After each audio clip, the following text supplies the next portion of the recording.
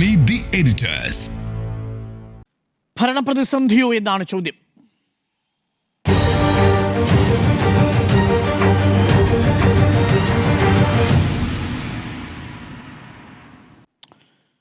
സ്മൃതി, 2017 ഒടുവിൽ CPI മന്ത്രിമാർ മുഖ്യമന്ത്രിക്ക് ഒരു കത്ത് നൽകി മന്ത്രിസഭാ യോഗത്തിൽ നിന്ന് വിട്ടുനിന്നത് തോമസ് ചാണ്ടി വിഷയത്തിൽ. അന്ന് ആ വിഷയത്തിൽ മുഖ്യമന്ത്രിക്ക് ഒടുവിൽ സമ്മതിക്കേണ്ടി വന്നു. ആദ്യം മുഖ്യമന്ത്രി തോമസ് ചാണ്ടി രാജിവെക്കേണ്ട എന്ന നിലപാടാണ് എടുത്തതെങ്കിൽ ഒടുവിൽ CPI മന്ത്രിമാരുടെ നിർബന്ധത്തെ തുടർന്ന് അന്ന് കാനം രാജേന്ദ്രൻ്റെ ലൈൻ അന്ന് അക്സെപ്റ്റ് ചെയ്യേണ്ടി വന്നു. ഒരു വലിയ രീതിയിൽ മുഖ്യമന്ത്രിക്ക് അമർഷമൊക്കെ ഉണ്ടായി ആ കാര്യത്തിൽ. പക്ഷേ ഒടുവിൽ CPIയുടെ വാദം വിജയിച്ചു. നാളെ വീണ്ടും 2017 അത് നടന്നതെങ്കിൽ 8 വർഷത്തിനു ശേഷം വീണ്ടും സമാനമായൊരു വിട്ടുനിൽക്കലിന് കേരളം സാക്ഷിയാവാൻ പോവുകയാണ്. പക്ഷേ ഇക്കുറി തെരഞ്ഞെടുപ്പ് അടുത്തിരിക്കുകയാണെന്നുള്ളത് രാഷ്ട്രീയ മാനവുമുണ്ട്. വലിയ ഭരണപ്രതിസന്ധിയുണ്ടോ? വലിയ ഭരണപ്രതിസന്ധിയാണ്.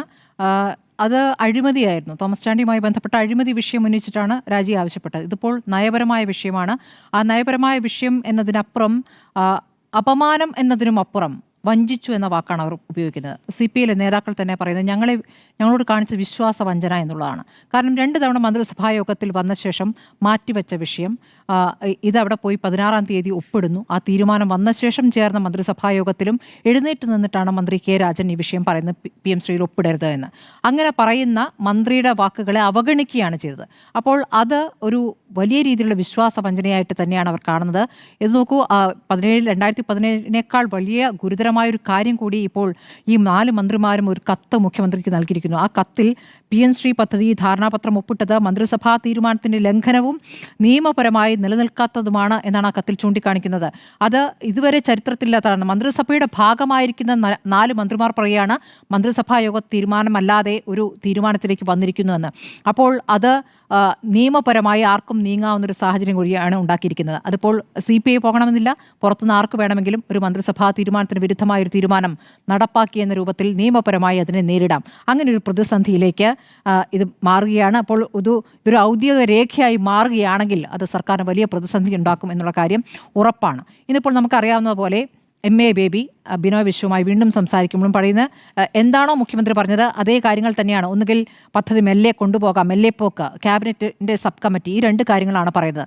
അപ്പോൾ CPI അങ്ങോട്ട് പറയുന്ന ഒരു ഉപാധി, ഞങ്ങൾക്ക് ആദ്യമായി എടുക്കേണ്ടത് ഒരു തീരുമാനമാണല്ലോ, ഒരു നിലപാടാണല്ലോ. ആ നിലപാട് എന്നുള്ളത് PM ശ്രീയുമായി നമുക്ക് മുന്നോട്ട് പോകാനാവില്ല എന്ന് ഇടത് സർക്കാർ പറയണം.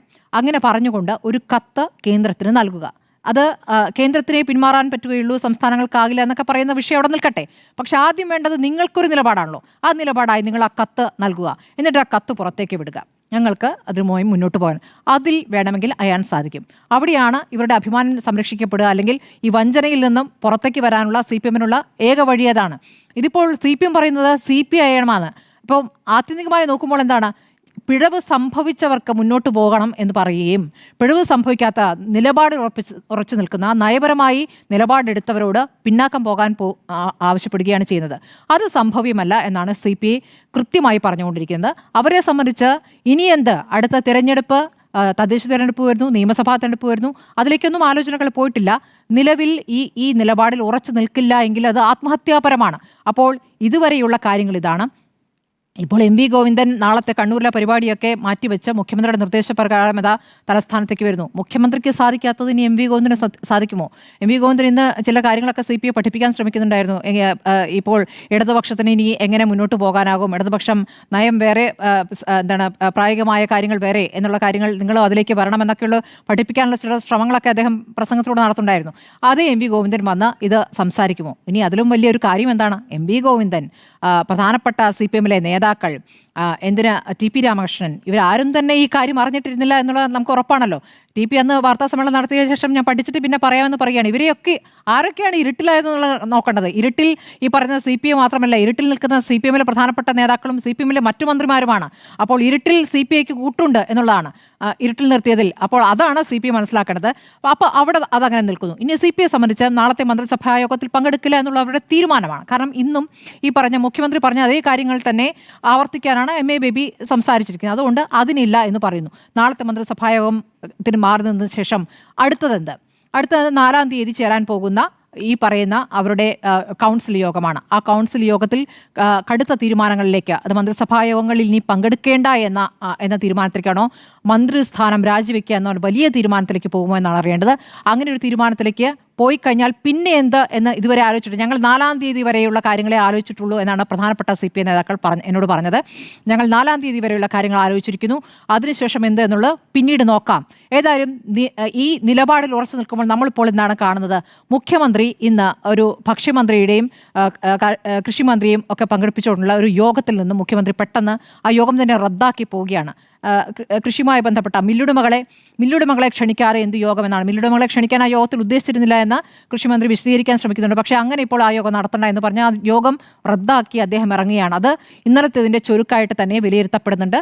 അപ്പോൾ അതിൻ്റെ ഒരു തുടർച്ച ഈ തരത്തിലുള്ള ഒരു സംഘർഷ രീതിയിലേക്ക്, അല്ലെങ്കിൽ നേരിട്ടുള്ള ഒരു പോരിലേക്ക് കാര്യങ്ങൾ പോവുകയാണ്. പുറത്ത് നമ്മൾ കാണുന്നു, കാർഷിക കോളേജിന് മുന്നിൽ ഇതുവരെ ഫീസ് വർധനയൊക്കെ കുറച്ച് കാലമായിട്ടുള്ളതാണ്. ഇന്ന് ഫീസ് വർധനയ്ക്കെതിരെ SFIയുടെ ഒരു പ്രതിഷേധം വരികയാണ്.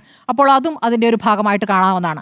അപ്പോൾ ഇനി നാളെ ആകുമ്പോഴേക്കും അതിൻ്റെ സ്വഭാവം അല്പം കൂടി മാറുമോ? ഇനി പരസ്യമായി തന്നെ നേതാക്കളെ തള്ളിക്കൊണ്ടുള്ള പ്രതികരണങ്ങളിലേക്ക് വരുമോ? അങ്ങനെയാണെങ്കിൽ എന്താണ് സംഭവിക്കുക എന്നുള്ള പ്രധാനപ്പെട്ട വിഷയമാണ്. തദ്ദേശ തെരഞ്ഞെടുപ്പിൽ മുന്നണിയിലെ 2 പാർട്ടികൾ എങ്ങനെയാണ് തെരഞ്ഞെടുപ്പിൽ നേരിടാൻ പോകുന്നത്? ഇപ്പോൾ തന്നെ ഈ പ്രാദേശിക തലത്തിൽ സീറ്റ് വെച്ചുമാറലടക്കമുള്ള ചർച്ചകളൊക്കെ നടക്കുന്ന സമയത്താണ് ഈ പ്രശ്നം ഉണ്ടായിരിക്കുന്നത്. എല്ലാവരെയും പ്രതിസന്ധിയിലാക്കുന്നുണ്ട്. CPIയുടെ ബുദ്ധിമുട്ട് മനസ്സിലാക്കിക്കൊണ്ട് CPM എന്ത് ചെയ്യാൻ പോകുന്നു എന്നുള്ളതാണ്. ഇതുവരെ പറഞ്ഞതിൽ നിന്നും മാറ്റിക്കൊണ്ട് NEP ഒരു തരത്തിലും നമുക്ക് പ്രശ്നമാകുന്നില്ല എന്ന് പറയാൻ എങ്ങനെ സാധിക്കുന്നു എന്നാണ് CPI ചോദിക്കുന്നത്. NEPയുമായി ബന്ധപ്പെട്ട് ഇത്രയും കാലം പറഞ്ഞു വന്നിരുന്നത്, പാർട്ടി കോൺഗ്രസിലടക്കം പ്രമേയം പാസ്സാക്കിയത്, ഇപ്പോഴും അത് പറയും. ഇന്നിപ്പോൾ വിദ്യാഭ്യാസ മന്ത്രി ഞാൻ ഇനി ഒന്നും പറയാനില്ല എന്ന് പറയുന്നുണ്ട്. അദ്ദേഹം മാറി നിൽക്കുന്നു. യഥാർത്ഥത്തിൽ വിദ്യാഭ്യാസ മന്ത്രിയും കരുവാകുകയായിരുന്നു. അദ്ദേഹത്തിൻ്റെ തീരുമാനമല്ല എന്നുള്ള കാര്യം സുവ്യക്തമായ കാര്യമാണ്. 2024 തന്നെ റാണി ജോർജ് പോയിട്ട് ഇതിൽ ഞങ്ങൾ തയ്യാറാണ് എന്ന് അവിടെ പോയി പറഞ്ഞിട്ടുള്ളതാണ്, ഡൽഹിയിൽ എഴുതി കൊടുത്തിട്ടുള്ളതാണ്. അതിനുശേഷമാണ് ഈ ഞങ്ങൾ PM ശ്രീക്ക് എതിരെയാണ് എന്ന് വിദ്യാഭ്യാസ മന്ത്രി പറഞ്ഞുകൊണ്ടേയിരുന്നത്. അപ്പോൾ ഇതൊക്കെ അവിടെ തീരുമാനിക്കുകയും അവിടെ പറയുകയൊക്കെ ചെയ്ത ശേഷമാണ്. അപ്പോൾ ഉദ്യോഗസ്ഥലത്തിൽ നടക്കുന്ന തീരുമാനമാണെന്ന് നമുക്ക് വിചാരിക്കാൻ പറ്റുമോ? അങ്ങനെയല്ല, ഒരിക്കലും ഉദ്യോഗസ്ഥലത്തിൽ വന്നിരിക്കുന്ന ഒരു തീരുമാനമല്ല. ഇതിൽ കൃത്യമായ കാര്യങ്ങൾ നടന്നിട്ടുണ്ട്. അതിൻ്റെ താല്പര്യം മുഖ്യമന്ത്രിയുടേതാണ് എന്ന് തന്നെയാണ് മനസ്സിലാക്കുന്നത്. അത് എന്ത് തരത്തിലുള്ള ഡീലാണ് എന്നുള്ളതാണ് അറിയേണ്ടത്.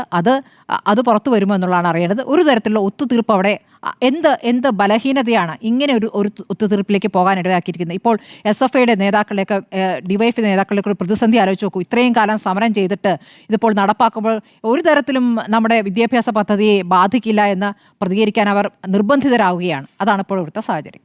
റൈറ്റ്. സർക്കാർ അസാധാരണമായൊരു പ്രതിസന്ധിയെ അഭിമുഖീകരിക്കുകയാണോ ജിമ്മി? നമ്മൾ ആ ഘട്ടത്തിലേക്ക് നടന്ന് കയറുകയാണ്. അപ്പോൾ ഇന്ന് നോക്കൂ, ഇന്നൊരു യോഗത്തിൽ നിന്ന് മുഖ്യമന്ത്രി ആ യോഗം നടത്താതെ ഇറങ്ങിപ്പോയി എന്ന് പറഞ്ഞാൽ അത്ര ലളിതമായൊരു വിഷയമല്ല. മുഖ്യമന്ത്രി പറഞ്ഞത് വളരെ ന്യായമാണ്. കർഷകരുടെ ഒരു പ്രശ്നം, നെല്ലെടുക്കുന്ന പ്രശ്നം ചർച്ച ചെയ്യാൻ വരുന്നു. അപ്പോൾ മില്ലുടമകൾ നെല്ലെടുക്കുന്നില്ല എന്നുള്ളതാണ് പ്രശ്നം. അപ്പോൾ അവരെവിടെ ചർച്ചയ്ക്ക് എന്നാണ് ചോദിച്ചത്.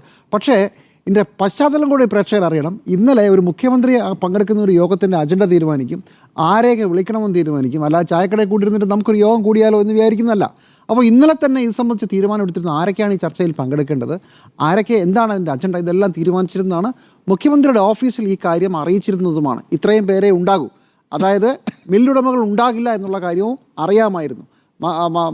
മന്ത്രിതലത്തിലും ഉദ്യോഗസ്ഥലത്തിലുമാണ് ചർച്ച. പക്ഷേ ഇന്ന് യോഗത്തിനിടുമ്പോൾ മുഖ്യമന്ത്രി അദ്ദേഹം ക്ഷുഭിതനായി എന്നാണ് അതിനകത്ത് ഉണ്ടായിരുന്ന ഒരു പ്രധാനപ്പെട്ട ആൾ എന്നോട് പറഞ്ഞത്.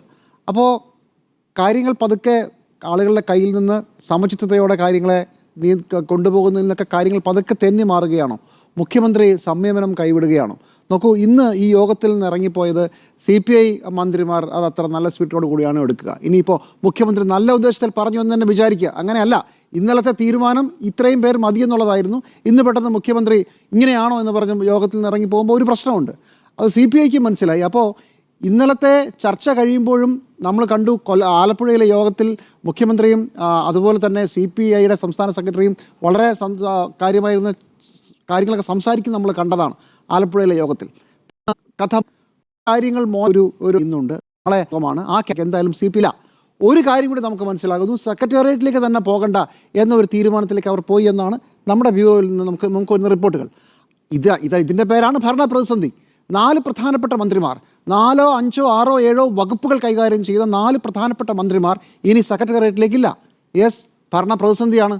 ഈ ഭരണ പ്രതിസന്ധി എത്ര ദിവസം പോകും, എങ്ങനെ പോകും എന്നുള്ളതാണ് രണ്ടാമത്തെ വിഷയം. പക്ഷേ ഒരു ഭരണ പ്രതിസന്ധി കേരളത്തിൽ സംഭവിച്ചു കഴിഞ്ഞു. വളരെ സംയമനത്തോടു കൂടി തീർക്കേണ്ട ഒരു പ്രശ്നം, ആ പ്രശ്നത്തിലെ ഒരു ചർച്ച പോലും നടന്നില്ല.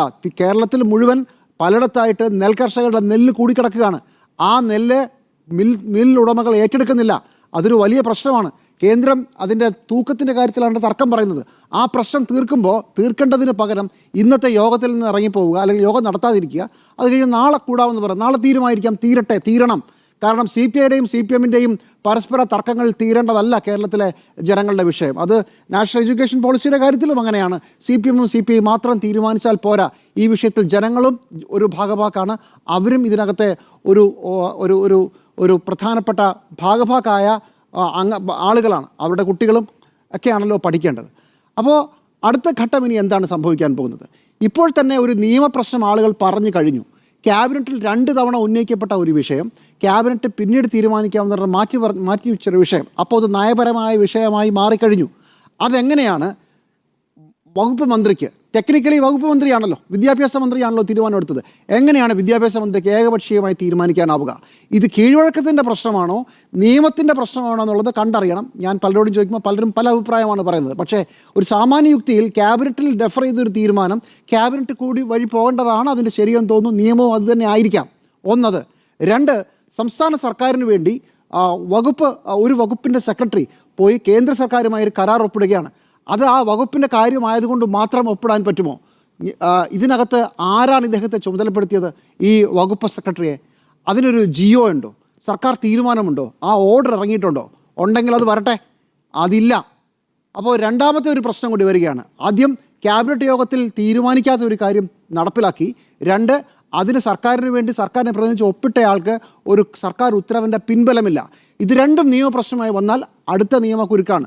ഈ സർക്കാർ കേന്ദ്രവുമായി ഒപ്പിടാൻ ചെയ്ത നടപടിക്രമങ്ങൾ മുഴുവൻ തെറ്റുമോ? ചുരുക്കത്തിൽ ഒരു പ്രശ്നത്തിൽ നിന്ന് മറ്റൊരു പ്രശ്നത്തിലേക്ക്, അവിടുന്ന് നിയമപ്രതിസന്ധിയിലേക്ക് ഇതിങ്ങനെ കയറി പോവുകയാണ്. കേരളത്തിൽ ഇതിനു മുമ്പ് ഇങ്ങനൊരു സംഭവം ഉണ്ടായിട്ടുണ്ട്. V.S. അച്യുതാനന്ദൻ സർക്കാരിൻ്റെ കാലത്താണ്. ഇതുപോലെ തന്നെ ഏതാണ്ട് ഇതേ ലൈനിലാണ്. അന്ന് പക്ഷേ രസം, മുഖ്യമന്ത്രി അറിഞ്ഞില്ല, വകുപ്പ് മന്ത്രി അറിഞ്ഞു. എന്താണെന്നറിയാമോ? ADB ലോൺ സ്വീകരിക്കുന്ന പരിപാടി. അന്ന് V.S. അച്യുതാനന്ദൻ മുഖ്യമന്ത്രിയാണ്, പാർലി മുഹമ്മദ് കുട്ടി തദ്ദേശ സ്വയംഭരണ വകുപ്പ് മന്ത്രിയാണ്. അന്ന് ഒരു പദ്ധതി, Kerala sustainable urban development project, 1000 കോടിയുടെ ADB ലോൺ. എൻ്റെ പശ്ചാത്തലം എന്താണെന്നറിയാമോ? അതിന് തൊട്ടു മുമ്പുള്ള UDF സർക്കാരിൻ്റെ കാലത്ത് ഈ 5 കോർപ്പറേഷനുകളിൽ ADB ലോൺ കൊടുക്കാനായി വന്ന ആളുകളെ വഴിയിൽ തടഞ്ഞ കോഴിക്കോട് പൊരിവെയിലത്ത് കാറിൽ അവരെ 2-3 മണിക്കൂർ തടഞ്ഞിട്ടതിന് ശേഷമാണ് LDF സർക്കാർ അധികാരത്തിലേക്ക് വരുന്നത്. അന്ന് ഇതുപോലെ തന്നെ ഒരു പ്രശ്നമുണ്ടാകുന്നു. അന്ന് മുഖ്യമന്ത്രി അറിഞ്ഞില്ല, ജിയോ വരെ ഇറങ്ങി. എന്നിട്ട് വകുപ്പ് സെക്രട്ടറി പോയി ഡൽഹിയിൽ പോയി ഒപ്പിട്ട് കഴിഞ്ഞ് തിരിച്ചു വരുമ്പോൾ വലിയ പ്രശ്നമായി. അപ്പോൾ അതിനു മുമ്പ് തന്നെ വളരെ വലിയ വാദപ്രതിവാദങ്ങളുണ്ടായിരുന്നു. അന്ന് എന്താണെന്നറിയാമോ? ഇത് പ്രധാനപ്പെട്ട കുടിവെള്ള പദ്ധതിയായിരുന്നു. ആ കുടിവെള്ള പദ്ധതിയിൽ യൂസേഴ്സ് ഫീ കൊടുക്കേണ്ടി വരും എന്നുള്ളതായിരുന്നു ഒരു പ്രധാനപ്പെട്ട വാദം. അതായത് ആളുകൾ ഈ പദ്ധതി കീഴിൽ ജലം ഉപയോഗിക്കുമ്പോൾ യൂസേഴ്സ് ഫീ കൊടുക്കേണ്ടി വരും. അപ്പോൾ അത്തരം വകുപ്പുകളൊക്കെ ഇതൊക്കെ ഒഴിവാക്കി എന്നാണ് അന്ന് ധനമന്ത്രി തോമസ് ഐസക് പറഞ്ഞത്. പകരം മുനിസിപ്പാലിറ്റി കൊടുത്താൽ മതി. അതാണ് എൻ്റെ തമാശ. അതായത് നാട്ടുകാരുടെ നിന്ന് പൈസ പിരിക്കില്ല, പകരം മുനിസിപ്പാലിറ്റി നേരിട്ട് പൈസ അടച്ചോളൂ. മുനിസിപ്പാലിറ്റിക്ക് എവിടെ നിന്നാണ് പൈസ? മുനിസിപ്പാലിറ്റിക്ക് നാട്ടുകാരുടെ നിന്ന് പിരിക്കണം. അന്നാണ് കുപ്രസിദ്ധമായ പൊതു ടാപ്പുകൾ ഒഴിവാക്കും എന്ന ഒരു നിലപാട് വന്നത്. പിന്നെ പറഞ്ഞു പുതുതായി ഒരു പൊതു ടാപ്പുകളും ഉണ്ടാവില്ല എന്ന് പറഞ്ഞു. ഇപ്പോൾ എന്തായാലും നമ്മുടെ നാട്ടിൽ പൊതു ടാപ്പുകളൊന്നും ഇല്ല കേട്ടോ, പരമാവധി പോയി കഴിഞ്ഞു. പക്ഷേ ഇതിൻ്റെ ആൻറ്റി ക്ലൈമാക്സ്, ഇങ്ങനൊരു പദ്ധതി ഇതുപോലെ തന്നെയായിരുന്നു. ഇങ്ങനൊരു പദ്ധതി ഒപ്പിട്ടേ പറ്റൂ, അത് കേരളത്തിൻ്റെ മുന്നോട്ടുള്ള പോക്കിന് അത്യാവശ്യമാണെന്ന് പറഞ്ഞ ഈ പദ്ധതിക്ക് അവസാനം എന്ത് സംഭവിച്ചു? 50% ഇത് പൂർത്തിയായത്. അവസാനം ഈ പദ്ധതി മര്യാദയ്ക്ക് ഉപയോഗിക്കാത്തതിന് ഏതാണ്ട് 70 കോടി രൂപ നമുക്ക് ലേറ്റ് ഫീ ആയിട്ട് അടയ്ക്കേണ്ടിയും വന്നു. അങ്ങനൊരു സാഹചര്യം ഇതിനു മുമ്പുണ്ട്. അന്ന് കേരള സർക്കാരിൽ, ഇടതുപക്ഷ സർക്കാരിൽ മറ്റൊരു പ്രധാനപ്പെട്ട പ്രതിഭാസവും ഉണ്ടായിരുന്നു. അതെന്താണെന്നറിയാമോ? സർക്കാർ ഒറ്റയ്ക്ക് ഒരു തീരുമാനവും എടുക്കാൻ പാടില്ല, പാർട്ടി കൂടി അറിയണം. 4 മന്ത്രിമാരും പാർട്ടി സെക്രട്ടറിയും അടങ്ങുന്ന, പാർട്ടി സെക്രട്ടറി ഇല്ലാന്ന് തോന്നുന്നു 5 പേർ, മന്ത്രിമാരടക്കം CPM സെക്രട്ടേറിയറ്റിലെ 5 പേരുള്ള ഒരു കോർഡിനേഷൻ കമ്മിറ്റി. ഈ കമ്മിറ്റി സർക്കാരും പാർട്ടിയും തമ്മിലുള്ള പാലമായി നിൽക്കും. ഏത് കാര്യവും പാർട്ടി അറിയാതെ തീരുമാനിക്കാൻ പാടില്ല. അന്ന് ഈ കുശാഗ്ര ബുദ്ധിക്കാരനായ VS ചെയ്ത ഒരു കാര്യം, പലതും ഔട്ട് ഓഫ് അജണ്ടയായിട്ട് വിഷയം കൊണ്ടുവരും. അപ്പോൾ ഒട്ടും പ്രിപ്പയർഡ് ആയിരിക്കില്ല. VS കാര്യങ്ങൾ പറയും, തിരിച്ചൊന്നും പറയാനില്ല. കാരണം AK സെൻറ്റർ എന്ന് പറഞ്ഞ് പഠിപ്പിച്ച് വന്നിട്ടില്ലല്ലോ. അപ്പോൾ ഒരു കാര്യം കൂടെ അതിനകത്ത് എടുത്തിട്ടു. ഔട്ട് ഓഫ് അജണ്ടയായ ഒരു വിഷയം കൊണ്ടുവരണമെങ്കിലും ആർക്കെങ്കിലും, അത് മുഖ്യമന്ത്രിക്കാണ് കൊണ്ടുവരാൻ പറ്റുക എങ്കിൽ മുഖ്യമന്ത്രിയോ മറ്റുള്ള മന്ത്രിമാരോ അതും ഈ കമ്മിറ്റി അറിയിച്ചിരിക്കണം. അപ്പോൾ അന്ന് അതിനെക്കുറിച്ച് ചോദ്യം വന്നപ്പോൾ അന്നത്തെ പാർട്ടി സെക്രട്ടറി പറഞ്ഞത് എന്താണെന്ന് അറിയാമോ? സർക്കാർ എന്ന് പറയുന്നത്, സർക്കാരിൻ്റെ എല്ലാം മന്ത്രിമാരെന്ന് പറയുന്ന പാർട്ടിയുടെ നയം നടപ്പിലാക്കാനിരിക്കുന്നവരാണ്. അതുകൊണ്ട് പാർട്ടി അറിഞ്ഞേ ഓരോ കാര്യങ്ങളും ചെയ്യാൻ പറ്റൂ. അതാണെന്ന് പറഞ്ഞ നയം അത് നടപ്പിലാവുകയും ചെയ്തു. അങ്ങനെ VS-നെ കൂച്ചുവേലം കിട്ടാണ് പിന്നീടുള്ള 3 വർഷം കൊണ്ടുപോയത്. അന്നത്തെ പാർട്ടി സെക്രട്ടറിയുടെ പേര് പിണറായി വിജയൻ എന്നാണ്. അതേ പിണറായി വിജയൻ മുഖ്യമന്ത്രിയായിരിക്കുമ്പോൾ ഏത് കോർഡിനേഷൻ കമ്മിറ്റി, ഏത് 5 അംഗ സംഘം, ഏത് പാർട്ടി സർക്കാർ കോർഡിനേഷൻ, ഇവിടെ മുഖ്യമന്ത്രി മാത്രം കാര്യങ്ങൾ തീരുമാനിക്കുന്നു, അതനുസരിച്ച് കാര്യങ്ങൾ പോകുന്നു. ഇപ്പോൾ നമുക്ക് മനസ്സിലാകുന്ന ഒരു പ്രധാനപ്പെട്ട വിഷയം പാർട്ടിയും ഈ വിഷയം അറിഞ്ഞില്ല എന്നാണ്. ദേശീയ ജനറൽ സെക്രട്ടറി MA ബേബി താങ്കൾ അറിഞ്ഞെന്ന് ചോദിച്ചാൽ ഉത്തരം പറഞ്ഞില്ല, പോട്ടെ. പക്ഷേ ഈ ഏതെങ്കിലും ഘടകത്തിൽ ഈ വിഷയം ചർച്ച ചെയ്തോ? എവിടെയെങ്കിലും അങ്ങനെ ചർച്ച ചെയ്തിട്ടില്ല എന്നാണ് നമുക്ക് മനസ്സിലാകുന്നത്. നമുക്ക് അത് സംബന്ധിച്ച യാതൊരു വാർത്തകളുമില്ല. എന്ന് മാത്രമല്ല, ഈ ഒപ്പിടിയിലിന് ശേഷം പാർട്ടി സെക്രട്ടറി ഗോവിന്ദൻ മാസ്റ്റർ മാധ്യമങ്ങളെ കണ്ടപ്പോൾ അദ്ദേഹം പറഞ്ഞത്, ഞങ്ങൾ NEPക്ക് അന്നും എതിരാണ്, ഇന്നും എതിരാണ്, നാളെയും എതിരായിരിക്കും. പക്ഷേ ഒരു പ്രത്യേക സാഹചര്യത്തിൽ ഞങ്ങൾക്കത് ഒപ്പിടേണ്ടി വന്നു. അത് പറഞ്ഞപ്പോൾ അദ്ദേഹത്തിൻ്റെ നാക്കുപിഴ കൂടെ പറ്റി. നാക്കുപിഴ ആയിരിക്കണം. കാരണം സാധാരണ പറയുക EMSൻ്റെ 57 പ്രസംഗമാണ്. കമ്മ്യൂണിസ്റ്റ് നയങ്ങൾ നടപ്പിലാക്കാനല്ല ഞങ്ങൾ വരുന്നത്. കമ്മ്യൂണിസ്റ്റുകാർക്ക് ഈ ജനാധിപത്യ സംവിധാനത്തിൽ നിന്ന് കമ്മ്യൂണിസം ഒന്നും നടപ്പിലാക്കാൻ പറ്റില്ല. പക്ഷേ പറഞ്ഞപ്പോൾ ഗോവിന്ദ മാസ്റ്റർ പറഞ്ഞത് ഇടതുപക്ഷ ജനാധിപത്യ മുന്നണിയുടെ നയം നടപ്പിലാക്കാനാണോ ഇവിടെ ഇരിക്കുന്നത്? അങ്ങനല്ല, പറഞ്ഞു തെറ്റിപ്പോയതാണ് തോന്നുന്നു. പക്ഷേ ഭയങ്കര കോമഡി ആയിപ്പോയി. ഇടതുപക്ഷ ജനാധിപത്യ മുന്നണിയുടെ നയം നടപ്പിലാക്കാനല്ലെങ്കിൽ പിന്നെന്തിനാ സർക്കാർ?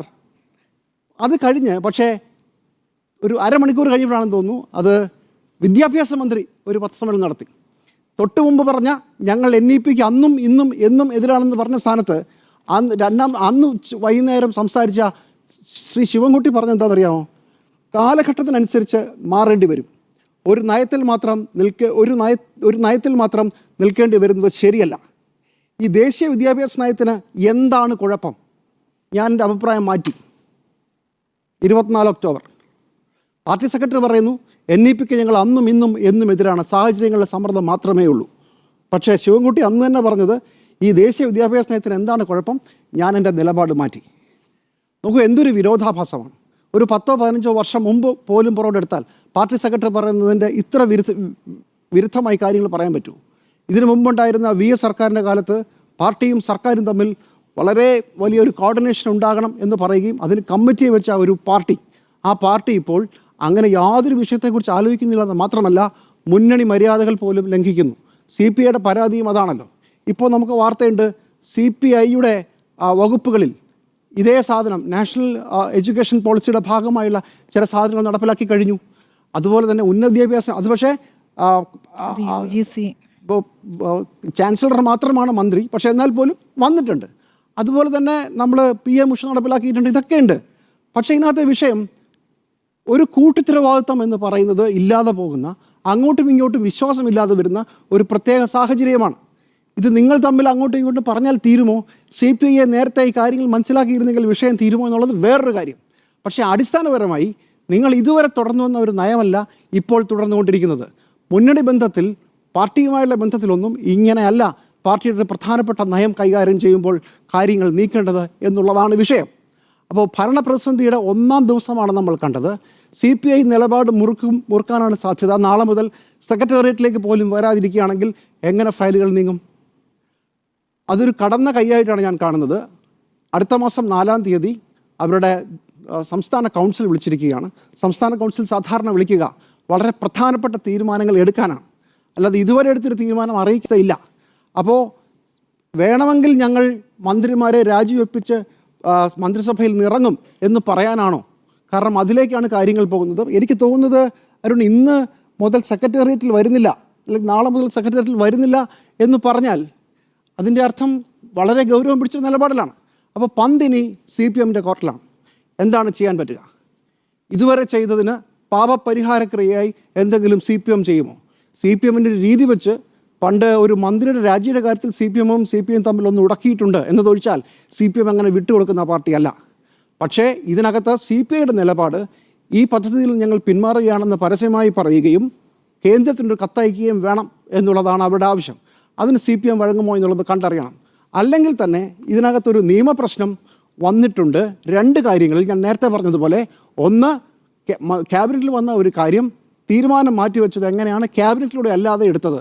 രണ്ട്, വിദ്യാഭ്യാസ വകുപ്പിൻ്റെ സെക്രട്ടറി പോയി ഒപ്പിടുമ്പോൾ അദ്ദേഹത്തെ ചുമതലപ്പെടുത്തിയത് ഏത് ഉത്തരവിൻ്റെ അടിസ്ഥാനത്തിൽ? അപ്പോൾ CPI തർക്കം ഒന്ന് മഞ്ഞുരുകിയാൽ പോലും ഇതിൻ്റെ ഒരു നിയമപ്രശ്നത്തിലേക്ക് കാര്യങ്ങൾ പോകുമോ എന്നുള്ളതിലും സംശയമുണ്ട്. ചുരുക്കത്തിൽ ഭരണപ്രതിസന്ധി 1-ാം ദിവസം കഴിയുന്നു. ഇനി അങ്ങോട്ട് കൂടുതൽ കുഴപ്പങ്ങൾക്കുള്ള എല്ലാ സാധ്യതയും ഞാൻ കാണുന്നു. ആന്റോ അഗസ്റ്റിൻ, ഒരു ഭരണപ്രതിസന്ധിയിലേക്കാണോ സംസ്ഥാനം പോകുന്നത്? നാളെ 4 മന്ത്രിമാർ മന്ത്രിസഭാ യോഗത്തിൽ പങ്കെടുക്കാനുള്ള സാധ്യതയില്ല എന്നാണ് മനസ്സിലാക്കുന്നത്. രാവിലെ നടക്കേണ്ട മന്ത്രിസഭാ യോഗം ഈ പ്രത്യേക സാഹചര്യത്തിൽ വൈകുന്നേരത്തേക്ക് മാറ്റിവെച്ചിട്ടുണ്ട്. ഗോവിന്ദൻ മാഷ് ഇന്നിപ്പോൾ തളിപ്പറമ്പിലെ പരിപാടികൾ റദ്ദാക്കി തിരുവനന്തപുരത്തേക്ക് തിരിച്ചിട്ടുണ്ട്. ഇന്ന് രാവിലെയാണ് ഗോവിന്ദൻ മാഷ് തിരുവനന്തപുരത്ത് നിന്ന് കണ്ണൂരേക്ക് പോകുന്നത്. ഇന്ന് രാത്രിയിൽ തന്നെ തിരിച്ചു വണ്ടി കയറി തിരുവനന്തപുരത്തേക്ക് എത്തുന്നു. ഒരു അടിയന്തര സാഹചര്യം അവിടെ രൂപപ്പെട്ടിട്ടുണ്ട് എന്നുള്ളത് വ്യക്തമാണ്. നാളെ ഒരു പക്ഷേ വൈകുന്നേരത്തിന് മുമ്പ് ചർച്ചകൾ നടത്തി ഒരു ഉറപ്പ് CPIക്ക് കൊടുത്ത് ഈ 4 മന്ത്രിമാരെ മന്ത്രിസഭയ്ക്ക് എത്തിക്കുക എന്നുള്ളതായിരിക്കും CPMൻ്റെ നീക്കം. പക്ഷേ ഈ അവസാനത്തെ സാഹചര്യത്തിൽ CPM അതേ പിടിവാശിയിൽ നിൽക്കുമ്പോൾ, CPM അതേ കർക്കശത്തിൽ നിൽക്കുമ്പോൾ ഒരു ഭരണപ്രതിസന്ധിയിലേക്കാണോ കാര്യങ്ങൾ? ഞാൻ ഈ ഭരണപ്രതിസന്ധിനേക്കാളും അപ്പുറം കേരളത്തിലെ CPM പാർട്ടിയിൽ അഭിമുഖീകരിക്കാൻ പോകുന്ന പ്രശ്നത്തെക്കുറിച്ചിട്ടാണ് ഞാൻ പറയാൻ ഉദ്ദേശിക്കുന്നത്. കാരണം എന്ന് പറഞ്ഞാൽ നവംബർ 10-ാം തീയതിക്കുള്ളിൽ പെരുമാറ്റച്ചട്ടം വരും. പഞ്ചായത്ത് മുനിസിപ്പാലിറ്റി ഇലക്ഷനുമായി ബന്ധപ്പെട്ട തദ്ദേശ സ്വയംഭരണ സ്ഥാപനങ്ങളുടെ ഇലക്ഷനുമായി ബന്ധപ്പെട്ട കാര്യങ്ങൾ ഏറ്റവും ക്രൂഷ്യലായ സമയത്ത് CPIനെ പോലെ പ്രധാനപ്പെട്ട ഇടതുപക്ഷ മുന്നണിയിലെ ഒരു ഘടകകക്ഷിക്ക് ഇങ്ങനെ ഒരു നിലപാട് എടുക്കേണ്ടിയിരുന്നുണ്ടോ എന്നുള്ളതാണ് ഏറ്റവും പ്രധാനപ്പെട്ട ചോദ്യം. അത് ഏത് കാരണം കൊണ്ടാണ് അങ്ങനെ ഒരു നിലപാട് ഈ സമയത്ത് എടുക്കുന്നത് എന്നുള്ളതാണ്. അതിന് ശേഷം ഉന്നയിക്കാമായിരുന്നു, അല്ലെങ്കിൽ ഇത് ഇൻറ്റേർണലി ചർച്ച ചെയ്യാമായിരുന്നു. ഇത് മാധ്യമങ്ങളിൽ കൂടെ വലിച്ചഴിച്ചതിന് ശേഷം അതിൽ കൂടെ ചർച്ച ചെയ്യേണ്ട കാര്യം ഉണ്ടായിരുന്നില്ല. അപ്പോൾ എന്താണ് ഇതിൻ്റെ ഉദ്ദേശം എന്നുള്ളതാണ്. അത് CPMനും ആ കാര്യത്തെക്കുറിച്ച് ധാരണ ഉണ്ടാവുമല്ലോ. കാരണം CPM എന്ന് പറയുന്നത് 10-16 MLA-മാരുള്ള കേരളത്തിലെ പ്രധാനപ്പെട്ട ഒരു പാർട്ടിയാണ്. അപ്പോൾ അവരെ സംബന്ധിച്ചിടത്തോളം ഇതിനെക്കുറിച്ച് ധാരണയുണ്ടാവും. ആ ധാരണയ്ക്ക് അടിസ്ഥാനത്തിലായിരിക്കും തീരുമാനങ്ങളെല്ലാം വരിക എന്നുള്ളതാണ് ഞാൻ വിചാരിക്കുന്നത്. കേരളത്തെ സംബന്ധിച്ചിടത്തോളം പിണറായി സർക്കാർ അധികാരത്തിൽ വരുന്നതിന് മുൻപ് കേരളത്തിലെ എല്ലാ വിദ്യാഭ്യാസ സ്ഥാപനങ്ങളിലും ബഹുഭൂരിപക്ഷ വിദ്യാഭ്യാസ സ്ഥാപനങ്ങളിലും വലിയ പ്രശ്നത്തിലായിരുന്നു. ആ പ്രശ്നത്തിൽ നിന്നും ഏകദേശം 5000 കോടി രൂപയോളം വിദ്യാഭ്യാസ മേഖലയിൽ ഇൻവെസ്റ്റ് ചെയ്തതിന് ശേഷമാണ് അതൊന്ന് ശാസ്ത്രീകരിച്ച് വലിയ രീതിയിലേക്ക് കൊണ്ടുവരാൻ കേരളത്തെ വിദ്യാഭ്യാസ സംവിധാനം ഇപ്പോൾ ഇന്ത്യയിൽ തന്നെ ഏറ്റവും പ്രധാനപ്പെട്ട ഏറ്റവും നല്ല വിദ്യാഭ്യാസം കിട്ടുന്ന സംസ്ഥാനങ്ങളിൽ ഒന്നായി കേരളം മാറി. ഏറ്റവും നല്ല വിദ്യാഭ്യാസ സംവിധാനമുണ്ട്. ഹൈടെക് ക്ലാസ് റൂമുകൾ വന്നു, ഹൈടെക് ബിൽഡിങ്ങുകൾ വന്നു, ഗ്രൗണ്ടുകൾ വന്നു. എല്ലാ സംവിധാനത്തിനും കൊണ്ടും കേരളത്തിലെ വിദ്യാഭ്യാസ മേഖല വലിയ ഉന്നതിയിലെത്തി. അങ്ങനെ ഉന്നതിയിലെത്തി നിൽക്കുന്ന സമയത്ത് PM ശ്രീയിൽ കൂടെ ദേശീയ വിദ്യാഭ്യാസ നയം നടപ്പിലാക്കും എന്നുള്ളതൊന്നും കേരളത്തിലെ ജനങ്ങളോട് പറഞ്ഞ് മനസ്സിലാക്കേണ്ട കാര്യമില്ല. കാരണം എന്താണ്, അവിടെ RSSൻ്റെ അജണ്ട നടപ്പിലാക്കും എന്നൊന്നും പറഞ്ഞാൽ അത് നടപ്പിലാക്കേണ്ട സാഹചര്യം ഉണ്ടെങ്കിൽ ഇതൊക്കെ നേരത്തെ തന്നെ ചെയ്തിട്ട് അത് ചെയ്താൽ മതിയായിരുന്നല്ലോ. അങ്ങനെയല്ലല്ലോ ചെയ്തത്. കാരണം 5000 കോടി രൂപ കൂടുതൽ ഇൻവെസ്റ്റ് ചെയ്ത് ഇവിടുത്തെ സ്കൂളുകളെല്ലാം ഹൈടെക് ആക്കി നല്ല വിദ്യാഭ്യാസ നയം നടപ്പിലാക്കി മുന്നോട്ട് സമയത്ത് ഇതുപോലെ ഒരു 250 കോടി രൂപയ്ക്ക് വേണ്ടിയിട്ടോ അല്ലെങ്കിൽ 300 കോടി രൂപയ്ക്ക് വേണ്ടിയിട്ടോ ഇത് ചെയ്യുമെന്ന് ഞാൻ വിചാരിക്കുന്നില്ല. ഞാൻ പറയുന്നത് എന്താണ്, കേരളത്തിൽ SSKയുമായി ബന്ധപ്പെട്ട് 1450 കോടി രൂപ കിട്ടാനുണ്ട്. ഇത് ആർക്ക് കിട്ടാനുള്ള പണമാണ്? സാധാരണക്കാരായ ഭിന്നശേഷിയിൽപ്പെട്ട സാധാരണ കുട്ടികൾക്ക് കിട്ടാനുള്ള പണമാണ്. പകുതി സ്കൂളുകളിലെ ടീച്ചർമാർക്ക് ശമ്പളം കിട്ടുന്നില്ല, പകുതി സ്കൂളുകൾ നല്ല രീതിയിൽ നടപ്പിലാക്കുമ്പോൾ ഞാൻ അടിസ്ഥാനപരമായിട്ടുള്ള വികസനം നമുക്ക് കിഫ്ബിയിൽ നിന്ന് എടുത്ത് നടപ്പിലാക്കാം. ബിൽഡിംഗ് പണിയണം, കിഫ്ബിൻ്റെ ഫണ്ടെടുക്കാം, അല്ലെങ്കിൽ അതിനൊരു ബഡ്ജറ്റ് മാറ്റി വെക്കാൻ പറ്റും. ശമ്പളം കൊടുക്കാൻ എങ്ങനെയാണ് ചെയ്യാൻ കഴിയുക? മാസം ശമ്പളം കൊടുക്കണ്ടേ? മാസം ഈ പറയുന്ന വിദ്യാർത്ഥികൾക്ക് ഗ്രാൻഡ് കൊടുക്കണ്ടേ? ഈ ഭിന്നശേഷി പിള്ളേർക്കുള്ള ഗ്രാൻഡ് കൊടുക്കണ്ടേ? അവർക്ക് വേണ്ട പാലും മുട്ടയും സാധനങ്ങളൊക്കെ കൊടുക്കണ്ടേ? ഇതൊക്കെ കൊടുക്കുന്നത് കേന്ദ്ര വിഹിതം കൂടി കിട്ടിയിട്ടാണ്. ആ കിട്ടുന്ന വിഹിതം മുഴുവൻ അടച്ചു കളഞ്ഞു. അത് ചിലപ്പോൾ സ്പ്ലിറ്റ് ചെയ്തിട്ടായിരിക്കും. കാരണം 1450 കോടി രൂപ ഒരു വകുപ്പിന് മാത്രം സംസ്ഥാനത്തിന് കിട്ടാനുണ്ടെന്ന് പറഞ്ഞാൽ ചെറിയ കാര്യമായിട്ട് കാണാനേ കഴിയില്ല. അതിനെ ആരും അഡ്രസ്സ് ചെയ്യുന്നില്ല എന്നുള്ളതാണ് ഏറ്റവും പ്രധാനപ്പെട്ട കാര്യം. 1450 കോടി വേണ്ട എന്നുള്ളത്. പക്ഷേ ഒരു VD സതീശൻ എടുത്ത നിലപാട് നല്ല നിലപാടെന്നാണ് എൻ്റെ അഭിപ്രായം. കാരണം എന്താണ്, കേന്ദ്രത്തിൽ നിന്ന് ഫണ്ട് വാങ്ങുന്നതിൽ ഞങ്ങൾക്ക് എതിർപ്പില്ല എന്ന് പറയണം. അത് നല്ല നിലപാടാണ്. കാരണം അങ്ങനെ വാങ്ങുക എന്നുള്ളത് കേന്ദ്രത്തിൽ നിന്ന് വാങ്ങേണ്ട. അപ്പോൾ അതിൻ്റെ ഭാഗമായിട്ട് PM ശ്രീയിൽ നടപ്പിലാക്കാൻ തീരുമാനിച്ചു, അല്ലെങ്കിൽ ഒപ്പിടാൻ തീരുമാനിച്ചു എന്ന് പറഞ്ഞപ്പോൾ എന്താണ് പറയുന്നറിയോ? NCERT കേരളത്തിൽ കൊണ്ട് നടപ്പിലാക്കും എന്നാണ് പറയുന്നത്. NCERT എങ്ങനെ കേരളത്തിൽ നടപ്പിലാക്കാൻ കഴിയുക? ഇവിടെ SCERT ആണ് നടപ്പിലാക്കാൻ കഴിയുക എന്നുള്ളത് എല്ലാവർക്കും അറിയാവുന്നതാണ്. അതോടുകൂടിയിട്ട് പിന്നെ ഈ RSSൻ്റെ അജണ്ട നടപ്പിലാക്കും എന്ന് പറയുന്ന സംവിധാനം ഒന്നും നടപ്പിലാകാനേ പോകുന്നില്ല. NCERT നടപ്പിലാക്കുകയാണെങ്കിൽ നമുക്ക് പറയാം RSSൻ്റെ അജണ്ടയാണ് കേരളത്തിൽ നടപ്പിലാക്കാൻ പോകുന്നതെന്ന് പറയാം. അങ്ങനെയല്ലല്ലോ. ഈ പറയുന്ന എഡ്യൂക്കേഷൻ സിസ്റ്റം മുഴുവൻ SCERTൻ്റെ കീഴിലാണ് നടപ്പിലാക്കുന്നത്. അത് നടപ്പിലാക്കി മുന്നോട്ട് പോകുന്ന സമയത്ത് എന്താ പറയുക, ഈ CPI ഇതുപോലൊരു നിലപാടെടുത്ത്, ഇത്രയും കാർക്കശ്യമായൊരു നിലപാടെടുത്തിട്ട് എല്ലാ മന്ത്രിമാരെയും പിൻവലിക്കുന്നു, എല്ലാ മന്ത്രിമാരും സെക്രട്ടേറിയറ്റിലേക്ക് പോകണ്ട എന്ന് തീരുമാനിക്കുന്നത് അത്ര നല്ല ശൈലിയാണെന്ന് എനിക്ക് തോന്നുന്നില്ല. കാരണം എന്തുകൊണ്ടാണ്, ഈ പറയുന്ന മൂർധന്യാവസ്ഥയിൽ നിൽക്കുന്ന സമയത്താണ് ഞാൻ പറയുന്നത് അങ്ങനെയാണെങ്കിൽ ഇതിനേക്കാൾ വലിയ പ്രശ്നങ്ങൾ വന്ന സമയത്ത് ഉണ്ടല്ലോ. ഇതിനേക്കാൾ വലിയ പിന്നെ തൃശ്ശൂർ പൂരവുമായി ബന്ധപ്പെട്ടിട്ട് CPI ഏറ്റവും പ്രതിസന്ധി നേരിട്ട സമയം ഉണ്ടായിരുന്നല്ലോ. എന്താ ആ സമയത്ത് നിലപാട് സ്വീകരിക്കാതിരുന്നത്? അന്ന് RSSനെതിരെ ശക്തമായ നിലപാട് സ്വീകരിച്ച് ഇതുപോലെ മാറിയുന്നുണ്ടായിരുന്നോ? എന്തുകൊണ്ട് മാറിയുന്നില്ല? അപ്പോൾ ഇതിനകത്ത് വേറെ എന്തൊക്കെയോ അജണ്ടകൾ നടപ്പിലാക്കുന്നുണ്ട്. ആ അജണ്ടകൾ മനസ്സിലാക്കിയത് കൊണ്ടായിരിക്കും CPI അതിനനുസരിച്ച് പെരുമാറുന്നത്. അപ്പോൾ ഞാൻ ഇന്ന് വിചാരിക്കും, ഇന്നത്തെ ഏറ്റവും പ്രധാനപ്പെട്ട വാർത്ത എന്താണ്? ഈ നെൽ കർഷകരുടെ പിന്നെ നെൽ സംഭരണവുമായി ബന്ധപ്പെട്ട യോഗത്തിൽ നിന്നും മുഖ്യമന്ത്രി പിണറായി വിജയൻ ഇറങ്ങിപ്പോയി എന്ന് പറയുകയാണ്. അങ്ങനെയൊന്നും നടന്നിട്ടില്ല. അവിടെ എന്താണ് നടന്നത്? നെൽ കർഷകരുടെ അടുത്ത് നെല്ല് സ്വീകരിക്കാത്ത ആരാ? നെല്ല് സ്വീകരിക്കേണ്ടത് മില്ലുടമകളാണ്.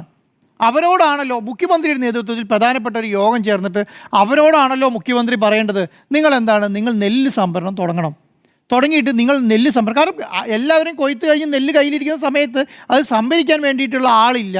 ആ ആളെ വിളിച്ചിട്ടില്ല. ആ യോഗത്തിന് വിളിക്കാത്ത സ്ഥലത്ത് എന്ത് മുഖ്യമന്ത്രിയെ പറയാനാണ്? അത് അജണ്ട തയ്യാറാക്കിയവരുടെയോ? ഞാൻ വിചാരിക്കുന്നില്ല മുഖ്യമന്ത്രി തന്നെ നേരിട്ട് അജണ്ടയൊക്കെ നോക്കി ടിക്കറ്റിട്ടാണ് അവിടെ പോയി ആയിക്കോട്ടെ, ഞാൻ പറയുന്നത് യോഗത്തിലേക്ക് വരുന്നതെന്ന് വിചാരിക്കുന്നില്ല. അവിടെ വന്നു കഴിയുമ്പോൾ എന്താണ്, മുഖ്യമന്ത്രി ഓഫീസാണെങ്കിൽ മുഖ്യമന്ത്രി ഓഫീസിൽ തെറ്റുപറ്റി, അല്ലെങ്കിൽ പിന്നെ കൃഷി വകുപ്പിന് തെറ്റുപറ്റി എന്നുള്ളതാണല്ലോ. അവിടെ വന്നു കഴിയുമ്പോൾ ഇത് പ്രധാനപ്പെട്ട വിഭാഗമില്ല. കർഷകരുടെ പരാതികൾ മാത്രം കേട്ടുകൊണ്ട് കാര്യമില്ലല്ലോ. കർഷകരുടെ പരാതി എന്താണ്? നെല്ല് സംഭരിക്കുന്നില്ല എന്നുള്ള പരാതിയാണ്. ആ യോഗത്തിലേക്ക് നെല്ല് വാങ്ങാനുള്ള മില്ലുടമകളെ കൂടെ വിളിച്ചതിന് ശേഷം നാളെ യോഗം വെക്കാം എന്ന് പറഞ്ഞിട്ട് അവിടുന്ന് പോയി. അത് വലിയ കുറ്റമായി കാണുകയാണ്. അതെന്താണ്? അത് CPI മന്ത്രിമാരുമായിട്ടുള്ള ഡിസ്കഷൻ, അല്ലെങ്കിൽ CPIയുമായിട്ടുള്ള ഡിസ്കഷൻ കംപ്ലീറ്റ് ആവാത്തത് കൊണ്ട് അതിന് പ്രതിഷേധിച്ചാണ് മുഖ്യമന്ത്രി ഇറങ്ങിപ്പോയെന്നുള്ളൊരു നരേറ്റീവ് ഉണ്ടാക്കാൻ വേണ്ടി ശ്രമിക്കുകയാണ്. അങ്ങനെയാണോ നടന്നിട്ടുള്ളത്? നടന്നത് ഈ പറഞ്ഞ നെൽ സംരക്ഷണവുമായി ബന്ധപ്പെട്ട ബില്ല് നാളെ യോഗം വെച്ചിട്ടുണ്ടല്ലോ. അങ്ങനെയാണെങ്കിൽ മുഖ്യമന്ത്രി ഇറങ്ങിപ്പോയി യോഗവും വേണ്ട, ഒന്നും വേണ്ട, ഈ CPIയുടെ കാര്യം തീരുമാനമാകട്ടെ എന്ന് പറഞ്ഞിട്ട് പോയാൽ പോരായിരുന്നല്ലോ. അങ്ങനെയല്ലല്ലോ ചെയ്തത്. അപ്പോൾ വെറുതെ ഒരു നരേറ്റീവ് ഉണ്ടാക്കി വെറുതെ എന്താണ് കേരളത്തിലെ ഭരണപ്രതിസന്ധിയിലെ ഓഫീസാണ് അജണ്ട. അല്ല ആയിക്കോട്ടെ, ഞാൻ അങ്ങനെയാണെങ്കിൽ അജണ്ട തീരുമാനിച്ച മുഖ്യമന്ത്രിയുടെ ഓഫീസിനോട് ചോദിച്ച ശേഷം ഒരു കാര്യം,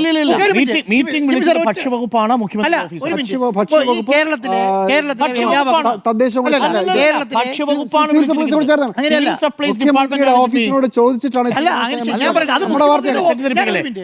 ഭക്ഷ്യവകുപ്പാണ് ഇന്നത്തെ മീറ്റിംഗ് വിളിച്ചിരിക്കുന്നത്. ആ ഭക്ഷ്യവകുപ്പിന്റെ മീറ്റിംഗിലേക്ക് കൃഷി വകുപ്പ് മന്ത്രിയും വൈദ്യുതി വകുപ്പ് മന്ത്രി അടക്കമുള്ളവരെ വിളിക്കുകയായിരുന്നു. കൂടാതെ ഉന്നത ഉദ്യോഗസ്ഥരും പങ്കെടുത്തു. അവിടെ ആരാണ് പാർട്ടി? എന്താണ് വിഷയം? ഈ മന്ത്രിമാർ തമ്മിൽ എന്തെങ്കിലും ഞാൻ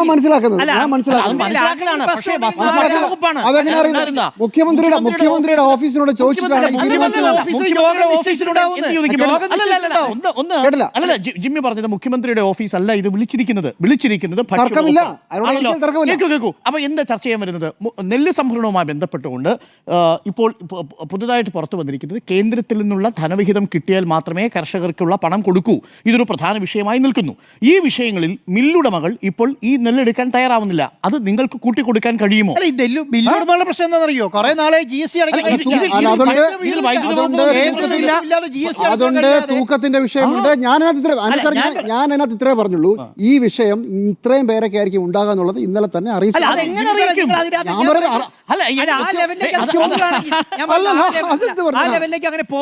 ഭക്ഷ്യവകുപ്പ് വിളിച്ച് മുഖ്യമന്ത്രിയുടെ ഓഫീസ് അറിയാതെ പറ്റില്ല. സമയം ചോദിക്കും, ആരൊക്കെയാണ് യോഗം നടന്നിട്ടുണ്ടാവുക. പക്ഷെ അജണ്ട മുഖ്യമന്ത്രിയുടെ ഓഫീസിൽ നിശ്ചയിക്കുന്നത് ഓഫീസ്. ഞാൻ പറഞ്ഞത്രേ ഉള്ളൂ, മുഖ്യമന്ത്രിയുടെ ഓഫീസിന്റെ അറിവോട് കൂടിയാണ് ഞാൻ പറയുന്നത്. മുഖ്യമന്ത്രിയുടെ ഓഫീസിയുടെ യോഗം ചേർന്ന് മുഖ്യമന്ത്രി പങ്കെടുക്കുന്ന പരിപാടിയുടെ അജണ്ട നിശ്ചയിക്കുന്ന മുഖ്യമന്ത്രിയുടെ ഓഫീസാണെന്ന് ഞാൻ വിചാരിക്കുന്നില്ല. അതായത് ഡിപ്പാർട്ട്മെന്റ്, ഞാൻ പറഞ്ഞില്ല, മുഖ്യമന്ത്രിയുടെ ഓഫീസ് അറിയിച്ചുകൊണ്ടാണ്. ഇനി അങ്ങനെയാണെങ്കിൽ തന്നെ ഈ യോഗം നാളെ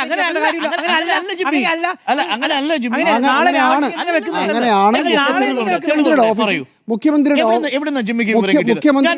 ഓഫീസിൽ വിളിച്ചു ചോദിക്കുന്നു. മുഖ്യമന്ത്രി, ഇന്നത്തെ ഭക്ഷ്യവകുപ്പ് മന്ത്രി വിളിച്ച യോഗത്തിന്റെ അജണ്ട നിങ്ങളാണോ ഫിക്സ് ചെയ്തത്? അല്ല, അത് ഭക്ഷ്യവകുപ്പാണ്. ഓരോരോ വകുപ്പിലും ഓരോരോ വകുപ്പിന്റെയും വിഷയങ്ങൾ, അജണ്ട, മുഖ്യമന്ത്രി പങ്കെടുക്കുന്ന വിഷയങ്ങൾ അജണ്ട അതാത് വകുപ്പ് മന്ത്രിമാരാണ് ഫിക്സ് ചെയ്യുന്നത്, അല്ല വകുപ്പാണ് ഫിക്സ് ചെയ്യുന്നത്. മുഖ്യമന്ത്രിയുടെ ഓഫീസ് വിളിക്കുന്ന മുഖ്യമന്ത്രിയുടെ വകുപ്പുകളുണ്ടല്ലോ, ആ വകുപ്പുകളുമായി ബന്ധപ്പെട്ട അജണ്ട മാത്രമേ അവർ ഫിക്സ് ചെയ്യത്തുള്ളൂ. ആരൊക്കെയാണ് ചടങ്ങിൽ പങ്കെടുക്കുന്നത്? ഉദ്യോഗസ്ഥരെ മുഖ്യമന്ത്രിയുടെ ഓഫീസാണ് തീരുമാനിക്കുന്നത്. ഭക്ഷ്യവകുപ്പ് വിളിച്ചു ചേർത്ത യോഗത്തിലാണ്. അവിടെയാണ് പ്രശ്നം. അത് പരിഹരിക്കാനാണ് പോകുന്നത്. മന്ത്രിമാരും പരിഹരിക്കാൻ പറ്റുമോ? ഞാൻ പറയട്ടെ, ഇനി കഴിഞ്ഞല്ലോ, ഇത് പറയരുത്. ഇതിനകത്തുള്ള വിഷയം ഈ അജണ്ട തീരുമാനിക്കുകയും മീറ്റിങ്ങിന്റെ സമയം ചോദിക്കുകയും ചെയ്യുമ്പോൾ ഇതാണ് വരുന്ന ഉദ്യോഗസ്ഥൻ ഇതാണെന്ന് പറയുകയും വെയിറ്റ് ഇതാണെന്ന് പറയുകയും ഇതാണ് ഇങ്ങനെ മതി എന്ന് മുഖ്യമന്ത്രിയുടെ ഓഫീസിന്റെ അറിവോട് കൂടിയാണ് തീരുമാനിച്ചത് എന്ന് മാത്രമല്ല എവിടുന്നാണ് അറിവെന്ന് ചോദിച്ചാൽ ഇത് മറ്റേത് എവിടുന്ന് അറിവെന്ന് അങ്ങനെ ചോദിക്കരുത്. അത് നമ്മുടെ വാർത്ത, ഇത് നമ്മുടെ വാർത്തയാണ്. അല്ല, ഞാൻ പറഞ്ഞില്ലേ ഒരു മിനിറ്റ് ഓഫീസിന്റെ അറിവോട് കൂടിയാ ഞാൻ പറയുന്നത്. ഞാൻ എന്ന് മാത്രമല്ല ഒരു മിനിറ്റ് താങ്കൾ പറഞ്ഞോളൂ. എന്റെ ഒരു കാര്യമുള്ളൂ. എന്ന് മാത്രമല്ല മുഖ്യമന്ത്രി നാളെ യോഗം വിളിക്കില്ല എന്നൊന്നുമല്ല പറഞ്ഞത്. ഇത് ഒരു ബോഡി ലാംഗ്വേജിന്റെ ഇഷ്യൂ ആണ്. മൊത്തത്തിൽ ആകെ ഒരു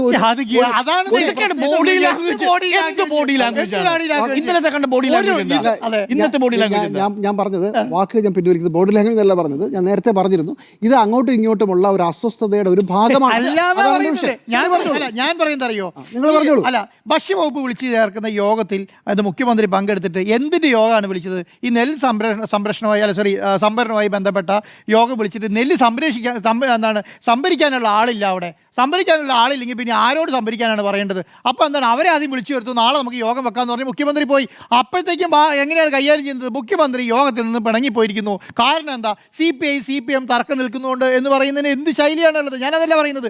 അങ്ങനെയാണെങ്കിൽ ഇന്നത്തെ വയലാറിനല്ല GRNൽ അറിയിച്ചത്. GRNലും ധനമന്ത്രിയും നേരത്തെ തന്നെ മില്ലുടമകളുമായി ചർച്ച നടത്തിയിട്ടുണ്ടായിരുന്നു. അതങ്ങനെയല്ലോ, മുഖ്യമന്ത്രിയുടെ യോഗം വിളിക്കുന്നത് എന്ന് മുഖ്യമന്ത്രിയെ അറിയിച്ചു. അല്ല, അതുകൊണ്ട് കാര്യമില്ല. മില്ലുടമകളെ കൂടെ മുഖ്യമന്ത്രി ഈ പരിപാടിയിൽ പങ്കെടുക്കാൻ വരുന്നത് എന്തിനാ? ഇതിനൊരു വിഷയത്തിൽ പരിഹാരം ഉണ്ടാക്കാൻ വേണ്ടിയിട്ടല്ലേ? ഇപ്പൊ നാളെ മന്ത്രിസഭാ യോഗം നടക്കാൻ പോവല്ലേ? ഇതേ ധനമന്ത്രിയും ഇതേ ഭക്ഷ്യവകുപ്പ് മന്ത്രിയും നാളെ എവിടെ ഉണ്ടാകുമല്ലോ. അപ്പൊ നാളെ നടക്കേണ്ട നാളെ ഇല്ലല്ലോ. ആര് പറഞ്ഞു? നാളെ മന്ത്രിസഭാ യോഗം ഉണ്ടല്ലോ. ഇവര് പങ്കെടുക്കുന്നില്ലല്ലോ. മുഖ്യമന്ത്രി ആരറിയിച്ചു? ഇത്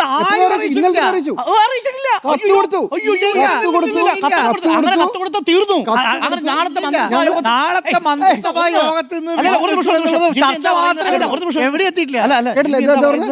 പറയുന്നത് നാളെ മന്ത്രിസഭാ യോഗത്തിൽ ഞങ്ങൾ ഇതിൽ നിന്ന് വിട്ടുനിൽക്കുകയാണെന്ന് പറഞ്ഞിട്ട് മന്ത്രി കത്ത് കൊടുക്കുന്നു. അങ്ങനെ കത്ത് കൊടുത്താൽ എന്താ അവസ്ഥ? മന്ത്രിസഭയിൽ നിന്ന് പുറത്തു പോകും, കൂട്ടുത്തരവാദിത്വം പോകും. അതുകൊണ്ടാണല്ലോ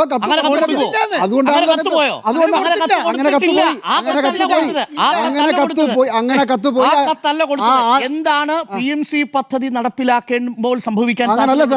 എന്താണ് വിയോജിപ്പ്? താങ്കൾ നേരത്തെ സൂചിപ്പിച്ചതുപോലെ ഇതിനകത്തൊരു റൂൾസ് ഓഫ് ബിസിനസിന്റെ വയലേഷൻ ഉണ്ട് എന്നത് സൂചിപ്പിക്കുന്നത്. അതല്ലാതെ നാളെ ഞാൻ പങ്കെടുക്കുന്നില്ല അത് കഴിഞ്ഞു തീരുമാനിച്ചിട്ടുണ്ടെങ്കിൽ അതല്ല പ്രധാനപ്പെട്ട വാർത്ത. വിട്ടു നിൽക്കുന്ന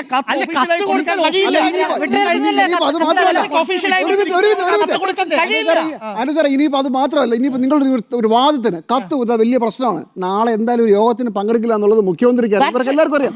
അപ്പൊ ഇന്ന് ഈ പ്രശ്നം തീരണ്ടേ? അതാ പറഞ്ഞത്. അരുൺ ചോദിച്ച ചോദ്യം നാളെ ക്യാബിനറ്റിൽ ഒരു വരുമല്ലോ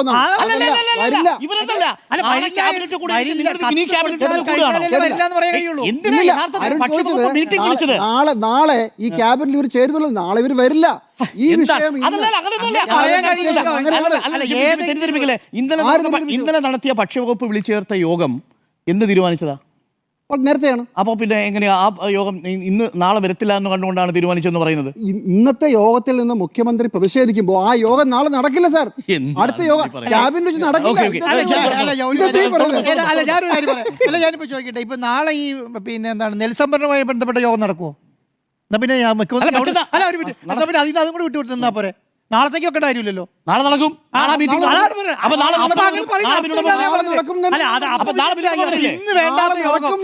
മുഖ്യമന്ത്രി ദേഷ്യപ്പെട്ടു പോകുന്ന യോഗം നാളെ നടക്കുന്നത്. മുഖ്യമന്ത്രി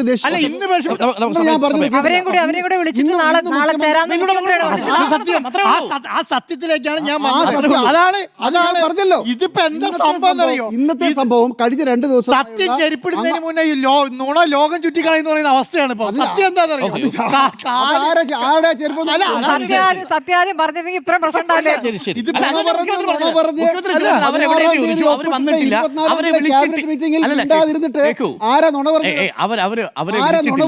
ഇന്നലെ എന്താ സംഭവിച്ചത്? മീറ്റിംഗിൽ വന്നപ്പോൾ ചോദിച്ചു മില്ലുടമകളുണ്ടോ, ആരുമായിട്ടാണ് സംസാരിക്കേണ്ടത്? അവർ വന്നിട്ടില്ല.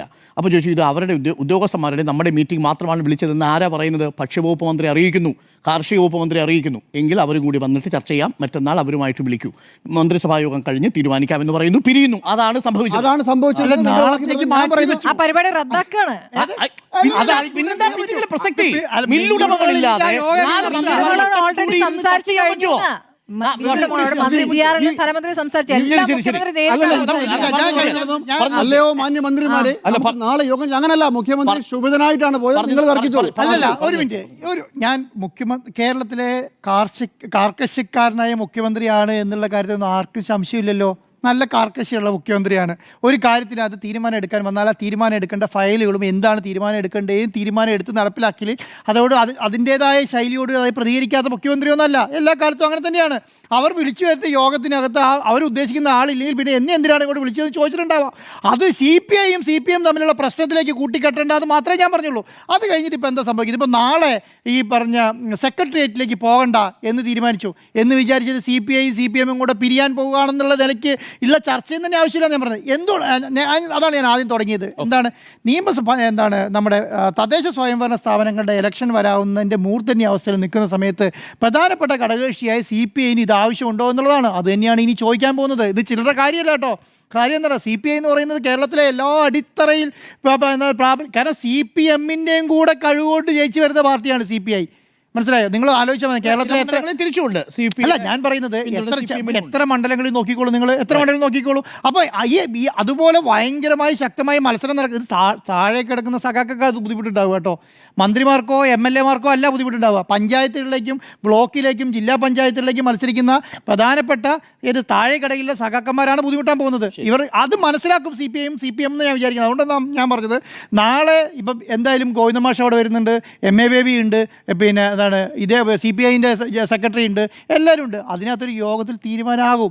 എന്താണെങ്കിലും ഇപ്പം പിൻവലിക്കാനാണെങ്കിലും നടപ്പിലാക്കാനാണെങ്കിലും അതിനപ്പുറത്തേക്ക് പോകുമെന്ന് ഞാൻ വിചാരിക്കുന്നേ ഇല്ല. അതുകൊണ്ടാണ് പറയുന്നത് നാളെ വൈകുന്നേരത്തിനുള്ളിൽ ഇതിനൊരു ധാരണയുണ്ടാവും. ഞാൻ വിചാരിക്കുന്നത് ഒരു കാരണം എന്താ അറിയോ, ഇപ്പം വിട്ടു നിൽക്കാൻ തീരുമാനിച്ചെന്ന് വെച്ചോ, വിട്ടു നിൽക്കാൻ തീരുമാനിക്കും കത്ത് കൊടുക്കേണ്ടി വരും. കത്ത് കൊടുത്തിട്ടുണ്ട്, എന്താ സംഭവിക്കുക? കത്ത് കൊടുക്കാൻ പറ്റില്ല. കത്ത് കൊടുക്കാൻ എന്താ സംഭവിക്കാം? നഷ്ടപ്പെട്ടു എന്നുള്ള കാര്യം 15 ദിവസത്തിനപ്പുറം BJPക്കും ഈ പറയുന്ന കോൺഗ്രസ്സുകാർക്ക് അതെടുത്ത് ഉപയോഗിക്കാനുള്ള വടി ഇവർ തന്നെ കൊടുക്കുന്നത് തുല്യമാവും. അത് വേണോ വേണ്ടിയോ എന്ന് ഇവർ തീരുമാനിക്കുന്നത്. വടി ആയിട്ടില്ല. വടി എങ്ങനെയാവുന്നത്? ഇവർ രണ്ടുപേരും ഞാൻ എനിക്ക് തുടരാം. ശരി, ഭരണപ്രതിസന്ധിയാണോ എന്നുള്ള ചോദ്യം. CPIയുടെ കാർക്കശ്യം LDF സർക്കാരിനെ പ്രതിസന്ധിയിലാക്കുന്നു എന്നുള്ളതാണ് എൻ്റെ ലൈൻ. 3 കാര്യങ്ങളിൽ ഇത് സംഭവിക്കുന്നത്. 3 തരത്തിൽ പ്രതിസന്ധിയിലേക്ക് ഇതാക്കുന്നുണ്ട്. ഞാൻ അതിലേക്ക് വരാം. അതിനു മുമ്പ് ഞാൻ പ്രേക്ഷകരുടെ ശ്രദ്ധയിൽ ഇന്ന് നമ്മൾ റിപ്പോർട്ട് ചെയ്തൊരു വാർത്ത പെടുത്തുകയാണ്. എന്താണ് CPI P. പ്രസാദ് അടക്കമുള്ളവർ, മന്ത്രിമാരടക്കമുള്ളവർ പറഞ്ഞല്ലോ, NEP നടപ്പിലാക്കുന്നതിൽ ഞങ്ങൾക്ക് വിയോജിപ്പുണ്ട്, PMC പദ്ധതിയുമായിട്ട് മുന്നോട്ട് പോയാൽ ഞങ്ങൾ രാജിവെക്കും എന്നുള്ളതാണ്. ഈ കൃഷി വകുപ്പ് മന്ത്രിയായ P. പ്രസാദ് കാർഷിക സർവകലാശാല എന്ന കേരളത്തിലെ ഒരു സർവകലാശാലയുടെ പ്രോസ് ചാൻസലറാണ്.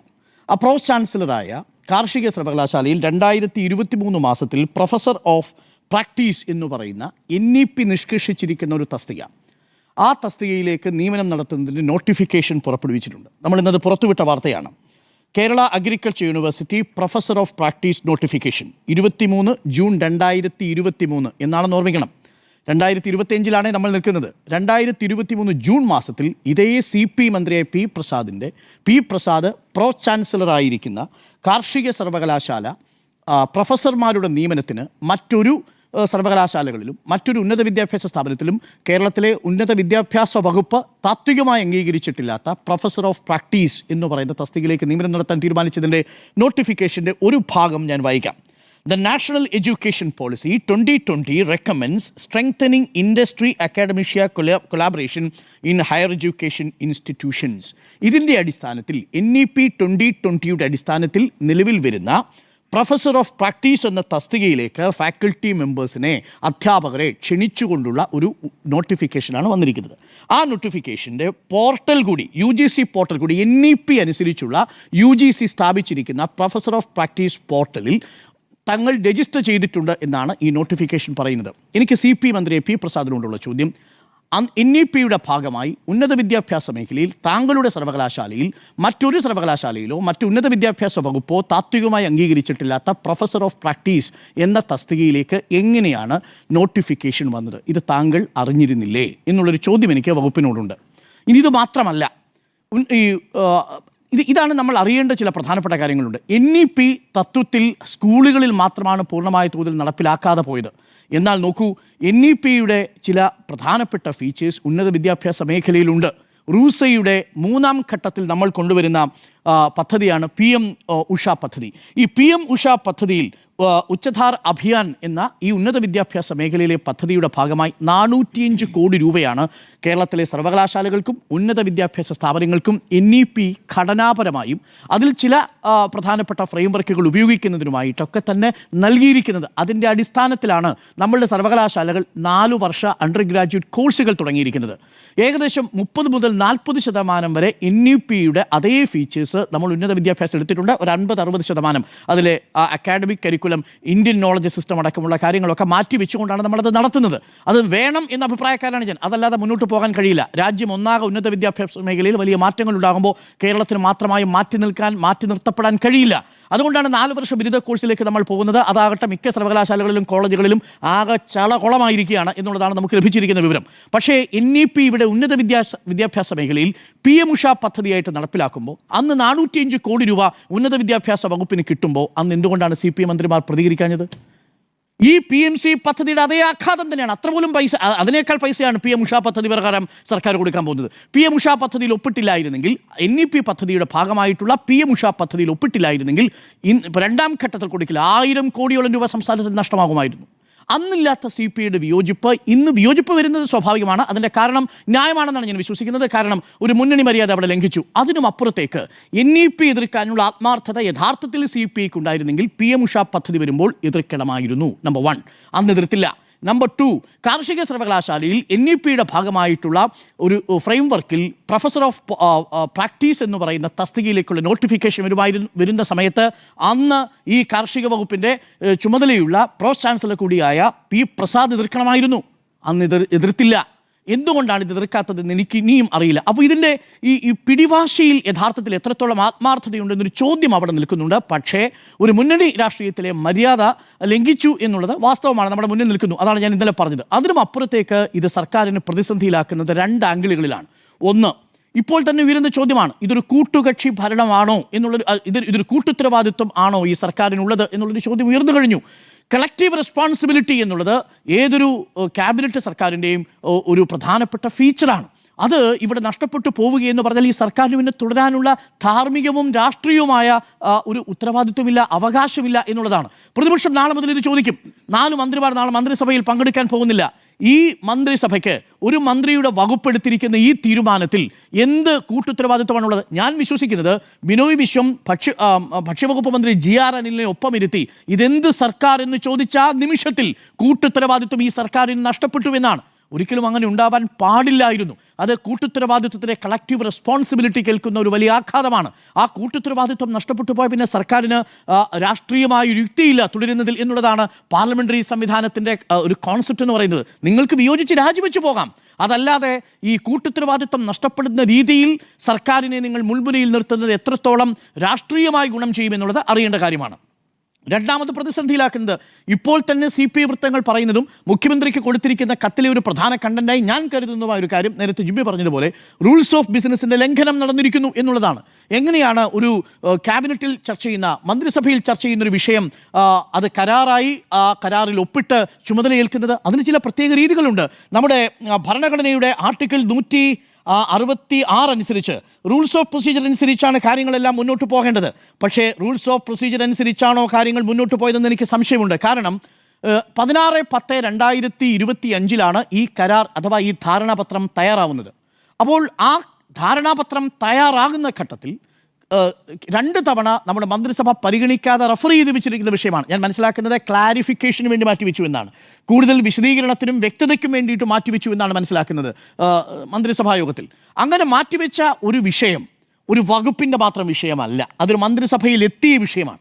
ഒരു മന്ത്രിസഭയിൽ ഒരു മന്ത്രിയുടെ വകുപ്പിൽ ഉണ്ടായിരുന്ന വിഷയമാണെങ്കിൽ ആ വകുപ്പിന് ഒരു ഓർഡർ ഇട്ട് വകുപ്പ് സെക്രട്ടറിക്ക് പോയി ഒരു കരാറിൽ ഒപ്പിടാം. അതിന് മന്ത്രിസഭാ തീരുമാനം വേണമെന്നില്ല, ഒരു വകുപ്പിൻ്റെ എക്സ്ക്ലൂസീവായി. പക്ഷേ ഇത് ക്യാബിനറ്റിലേക്ക് റെഫർ ചെയ്യപ്പെട്ടിരിക്കുന്ന വിഷയമാണ്. മാത്രമല്ല ഇത് നയപരമായൊരു വിഷയം കൂടിയാണ്.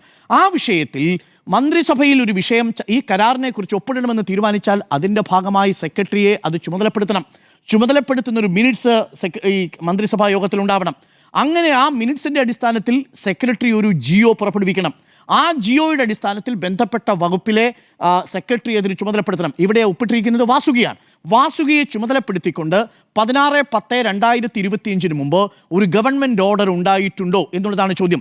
ഇനി ഒപ്പിട്ട് കഴിഞ്ഞാൽ ആ കരാർ ഒപ്പിട്ട വിവരം വീണ്ടും ഒരു ജിയോ ആയി പുറത്തിറങ്ങുമ്പോഴാണ് അതിൻ്റെ ഇംപ്ലിമെന്റേഷൻ സ്റ്റാറ്റസ് ഉണ്ടാവുക. അതാണ് സർക്കാർ നടപ്പിലാക്കാൻ പോകുന്നത്. ഇതാണ് അതിൻ്റെ റൂൾസ് ഓഫ് ബിസിനസിന്റെ രീതി എന്ന് പറയുന്നത്.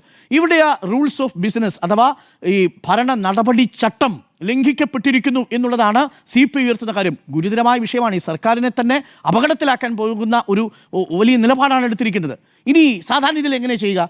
കരാറിൽ ഒപ്പിട്ട് വന്നിട്ട് മന്ത്രിസഭയിൽ അത് വെച്ച് റാറ്റിഫൈ ചെയ്തിട്ട് മുൻകാല പ്രാബല്യത്തോടു കൂടി ഒരു ഉത്തരവിറക്കലാണ് സാധാരണ രീതിയിൽ ചെയ്യാറെന്നാണ് ഞാൻ മനസ്സിലാക്കുന്നത്. ഇവിടെ ഇനി അതിന് സാധ്യതയില്ല.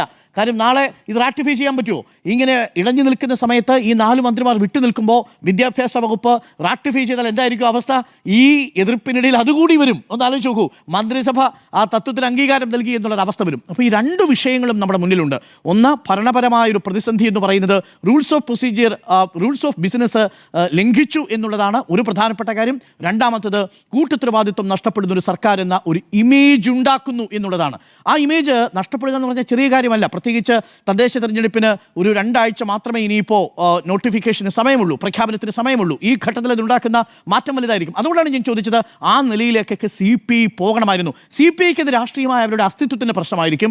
പക്ഷേ ഇടതുമുന്നണി രാഷ്ട്രീയത്തിന് ഈ തെരഞ്ഞെടുപ്പിനെ സംബന്ധിച്ച് അവർ മുന്നോട്ട് വയ്ക്കുന്ന രാഷ്ട്രീയ ആശയങ്ങൾക്ക് തിരിച്ചടിയാകുമെന്ന കാര്യത്തിൽ സംശയമില്ല. ഒരു കാര്യം കൂടി ഞാൻ പറയാം. നമ്മൾ CPIയിലെ തന്നെ ചില ആളുകളും മറ്റു ചില ആളുകളും പറയുന്നത് തമിഴ്നാട് പോയി ഒപ്പിട്ടതുപോലെ ഒപ്പിടാൻ പറ്റുമോ? പറ്റില്ലെന്നേ. അതൊന്നും സാധ്യമാവുന്ന കാര്യമല്ല. തമിഴ്നാട് ഒപ്പിട്ടത് ഈ പറയുന്ന PMCയുമായി ബന്ധപ്പെട്ട SSKയുടെ ഫണ്ട് വിട്ടുകിട്ടാൻ വേണ്ടിയല്ല. അത് റൈറ്റ് ടു എഡ്യൂക്കേഷൻ്റെ ഭാഗമായി അവിടെ CBSE സ്കൂളുകളിലെ പാർശ്വവൽക്കരിക്കപ്പെട്ട വിഭാഗങ്ങളിൽ പഠിക്കുന്ന കുട്ടികൾക്കുള്ള ഫീസ് ഈ NEP-യുമായി ബന്ധപ്പെട്ടവർ തടഞ്ഞു വെച്ചു. അത് റൈറ്റ് ടു എഡ്യൂക്കേഷൻ്റെ ഭാഗമായിട്ട് കിട്ടുന്ന പണമാണ്. 700 കോടി രൂപ തമിഴ്നാട് സർക്കാർ സുപ്രീം കോടതിയിൽ വാങ്ങിച്ചെടുത്തു എന്ന് പറയുന്നത് NEP-യും SSKയുമായി ബന്ധപ്പെട്ട വിഷയമല്ല. അത് NEP-യും RT-യുമായി ബന്ധപ്പെട്ട വിഷയമാണ്. റൈറ്റ് ടു എഡ്യൂക്കേഷനുമായി ബന്ധപ്പെട്ട വിഷയമാണ്. ആ റൈറ്റ് ടു എഡ്യൂക്കേഷൻ്റെ ഭാഗമായി CBSE സ്കൂളുകൾക്ക് കൊടുക്കാനുള്ളത്. ഓർമ്മിക്കണം, കേരളത്തിൽ എന്താ അങ്ങനെ ഒരു സംവിധാനം ഇല്ലാത്തതെന്നറിയാമോ? കേരളം ഈ പരിപാടി അംഗീകരിച്ചിട്ടില്ല. CBSE സ്കൂളുകൾക്ക് സംസ്ഥാന സർക്കാർ കേന്ദ്ര സർക്കാരും പണം കൊടുക്കണ്ട എന്നതായിരുന്നു നമ്മുടെ നിലപാട്. നമ്മളതിന് പകരം നമ്മുടെ സംസ്ഥാനത്തെ സർക്കാർ സ്കൂളുകളെ മെച്ചപ്പെടുത്തി. തമിഴ്നാട്ടിൽ അങ്ങനെയല്ല. തമിഴ്നാട്ടിൽ CBSE സ്കൂളുകളിൽ പാർശ്വവൽക്കരിക്കപ്പെട്ട 25% കുട്ടികളുടെ ഫീസ് കൊടുക്കുന്നത് സംസ്ഥാന സർക്കാരാണ്. നമ്മൾ സ്വകാര്യ സ്കൂളുകൾക്ക് സർക്കാർ പണം കൊടുക്കില്ല. പകരം നമ്മുടെ സംവിധാനം കിഫ്ബി ഉപയോഗിച്ച് മെച്ചപ്പെടുത്തി. അതാണ് തമിഴ്നാടും കേരളവും തമ്മിലുള്ള വ്യത്യാസം. അതുകൊണ്ട് തെറ്റിദ്ധാരണ പുലർത്താൻ ശ്രമിക്കരുത്. ഇനി 2200 കോടിയോളം രൂപ തമിഴ്നാട് സർക്കാരിന് കിട്ടാനുണ്ട്. ഏത് പ്രകാരം? കേരളത്തിൽ ഉള്ളതുപോലെ തന്നെ SSKയുമായി ബന്ധപ്പെട്ട്. പക്ഷേ വിഷയം അവിടെ PMC അല്ല. അവിടുത്തെ വിഷയം ദ്വിഭാഷാ വിഷയമാണ്. അതിൻ്റെ അടിസ്ഥാനത്തിൽ അവർക്ക് സർവശിക്ഷാ അഭിയാൻ്റെ 2200 കോടിയോളം രൂപ കിട്ടുന്ന കേസ് ഇപ്പോൾ സുപ്രീം കോടതിയിൽ കിടക്കുകയാണ്. തീരുമാനമായിട്ടില്ല. അതിൽ തീരുമാനമാകാനുള്ള സാധ്യതയും കുറവാണ്. കാരണം ഈ ഭരണഘടനയുടെ പ്രൊവിഷൻ അനുസരിച്ച് മിസലേനിയസ് പ്രൊവിഷനിലാണ് അത് കിടക്കുന്നത്. അതിൽ കേന്ദ്ര സർക്കാരിന് വിവേചനാധികാരമുള്ള ഗ്രാൻറ്റിൻ്റെ പരിധിയിലാണ് സർവശിക്ഷാ അഭിയാൻ്റെ ഗ്രാൻറ്റും കിടക്കുന്നത്. എന്നാൽ റൈറ്റ് ടു എഡ്യൂക്കേഷൻ അതുപോലല്ല. അതൊരു ആക്റ്റാണ്.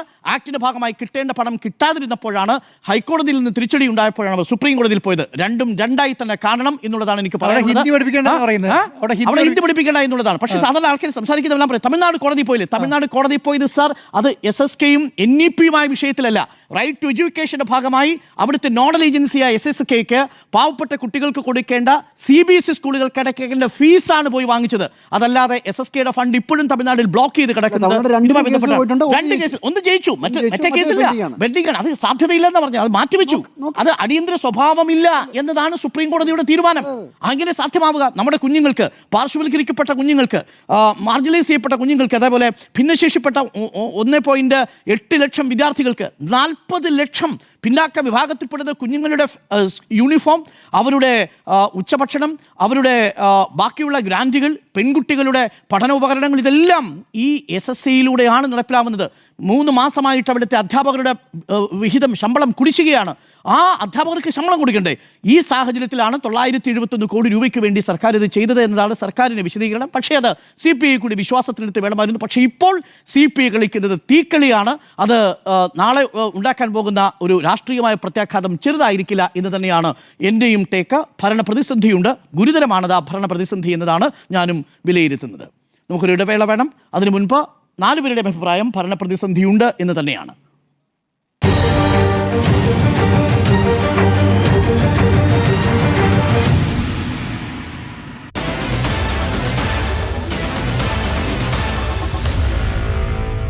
Meet the editors.